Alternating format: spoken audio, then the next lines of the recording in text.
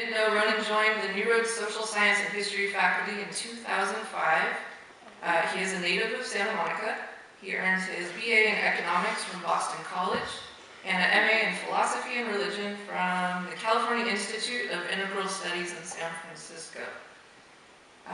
That's enough for me. So please join me in welcoming Dr. David Ronan Hollowell.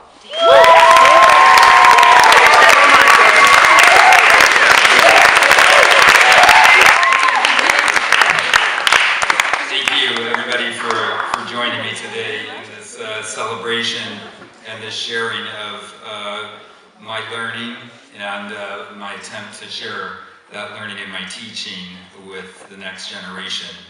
So today I'm going to tell you a universe story, a dream of the earth, and a tale of human communication, language, and culture and technology. These yarns are the background of my research about teaching and learning with digital media in today's network society, in our digital age. This story, it starts 13.8 billion years ago, this universe story, and at that remote time in the past, there was neither non-existence nor existence then. There was neither the realm of space nor the sky which is beyond. What stirred? Where? In whose protection? There was neither death nor immortality then.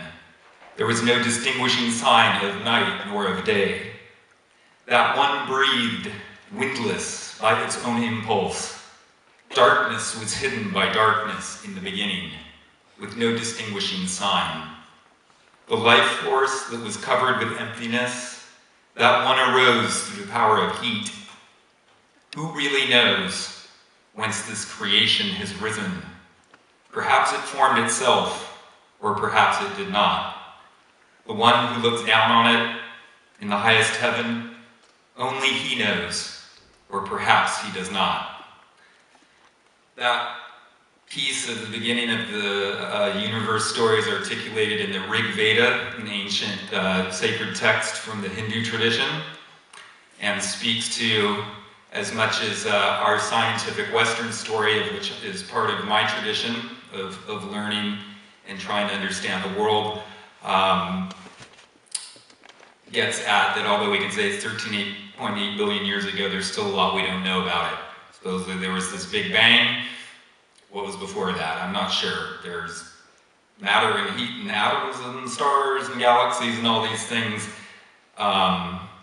But we don't fully understand it. And I think that Rig Veda does an admirable job of articulating that. I'm telling the story from its origins like this because it connects to the story of human communication and the study that I did, even though it may sound a little big picture. But we wouldn't be here if the Earth wouldn't have been created 4.5 billion years ago, or if life wouldn't have emerged over 3 billion years ago. And eventually the mammals a couple 100 million years ago, and the primates and a couple million years ago, our human ancestors. And a couple 100,000 years ago, those modern ancestors that we'd recognize being close to us. And that part of human history that's about 200,000 years old is only about 0.004% of the Earth's history. But all of that time and whatnot is what led up to where we are. It's the foundation of where we are today. And in this process, humans developed from our communication, our gestures, our sounds. We created language, which is how I'm sharing with you today. And I wanted to include you in this story, and we're going to work up to kind of how this communication and language emerge is manifest today and how it relates to my research about learning in the digital age and the world that you live in. So I want to give a chance for us to participate.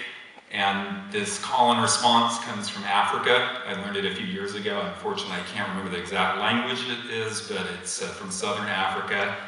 And when humans were evolving languages, there was a point where we made these sounds, but the sounds didn't necessarily have meaning that we would translate immediately. When you hear a foreign language, your brain fires in a certain way and brings certain feelings and also kind of song and singing as an emotional component.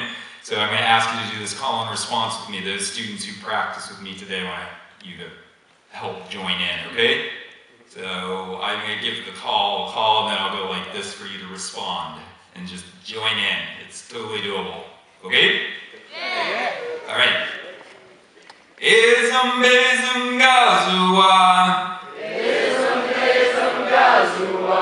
Yana yana ya hey, yana yana ya hey, yana yana ya ungalawa, yana yana ya ungalawa, yana yana ya hey, yana yana ya hey, yana yana ya ungalawa, yana yana ya ungalawa.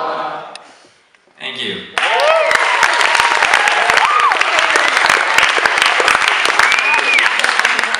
So the way people learned in the beginning was around the campfire. It was hunting, it was living together, it was making these sounds, it was making love, it was dancing. And then it emerged into language with meaning. And I'm going to sing another indigenous song. Now we're at about 40,000 years ago, called the Paleolithic era, where peoples had now moved to Australia and the Americas. I'm going to sing this Lakota song. It's not necessarily from 40,000 years ago, but has its roots there. And in this song, although you don't know this language, I'm going to tell you the words. And it's a little bit different when you now describe meaning, and we now have ways to pass knowledge across the generations, and helps our brain grow and do these things that are very human and unique to humans. So what I want you to do, I'm going to tell you the words in just a second, what I want you to do when I start singing is close your eyes. I'm going to start in the west and go around west, north, east, south. Close your eyes if you like, and visualize that direction. Kind of that way is the beach, is west, north, east, south. And this is to orient ourselves on our planet. Because 40,000 years ago, there was no GPS or compass. People needed to rely on their senses and their inner consciousness. And this direction is both symbolic and physical. So the song repeats, it says, "Father, to the west I am standing, the wind blowing in my face I am standing." It's sung by someone who is on a vision quest by themselves on a hill in a remote area, and helps them orient themselves in space and mind.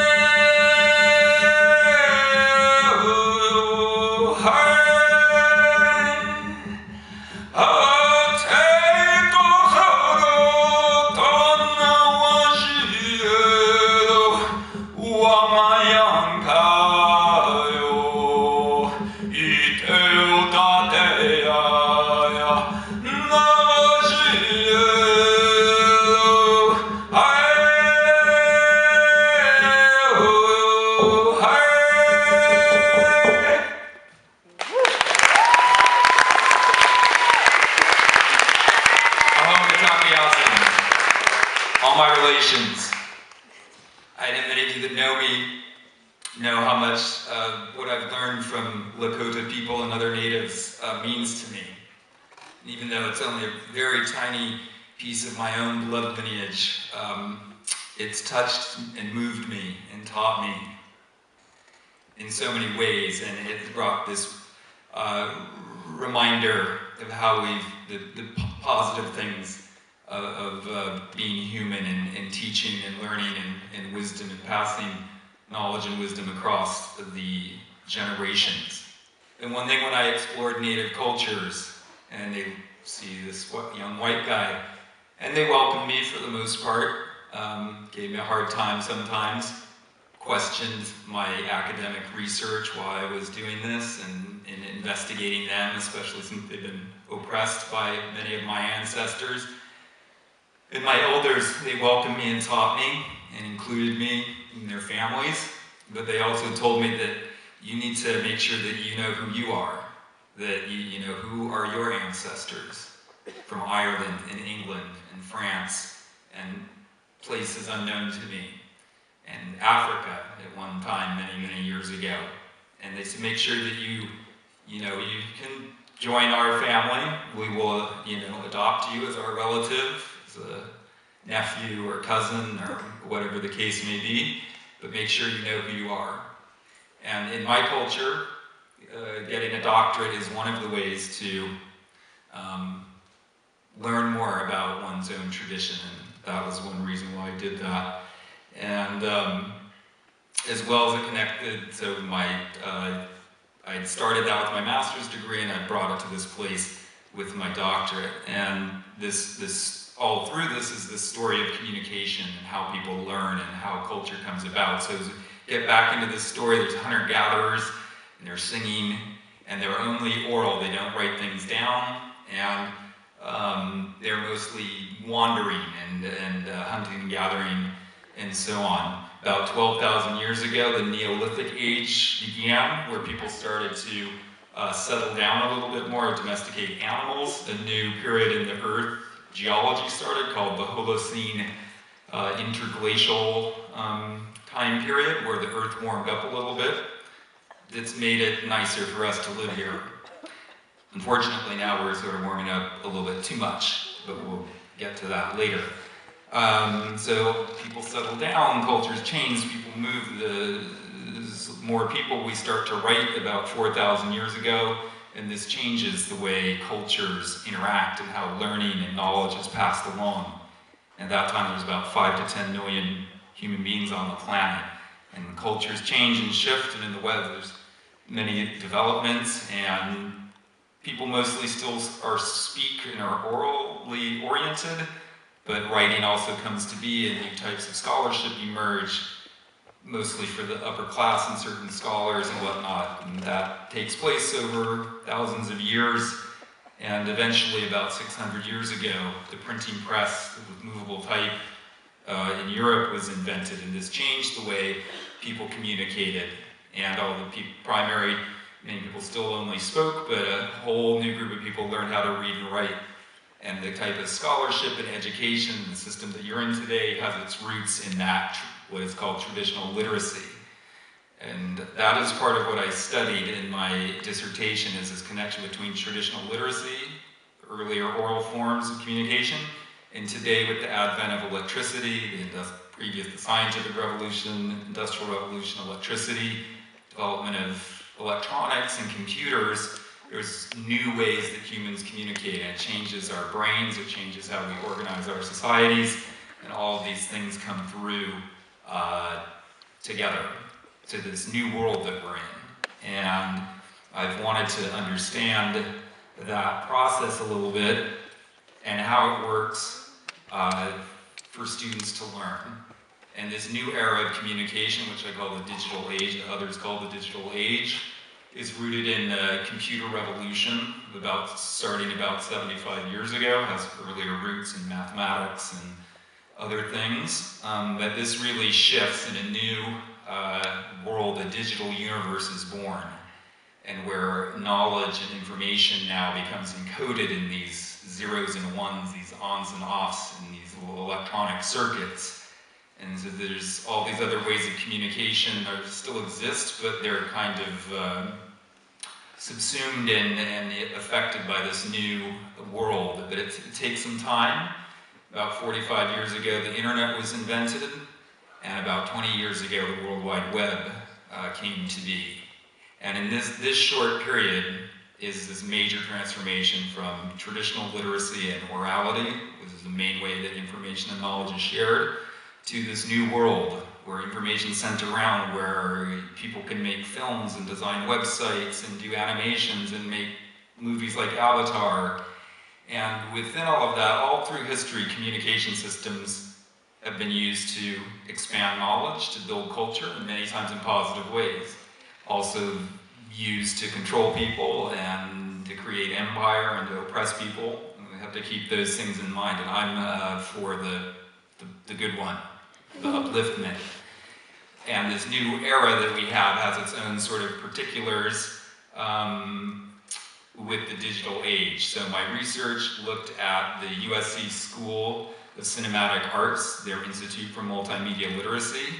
We teach undergraduates both traditional literacy and scholarship, reading books, writing research papers, understanding the big broad pictures of history, but also learning how to now communicate in the digital world and to have multiple literacies, not just reading and writing, and also fluency. That refers more to like our spoken language. So we need oral fluency, traditional reading and writing, but now we have a new world of digital media and learning, which requires digital age, digital multiliteracies leading to digital age communication.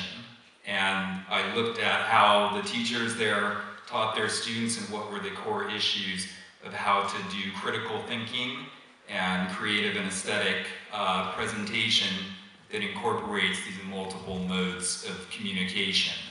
So what I found through my research is that students, the process at USC is to both have students understand intellectual ideas, called what we could call theory, the big picture, what scholars and intellectuals and artists and poets have spoken of over the ages and today, and much of that's accessed through traditional literacy.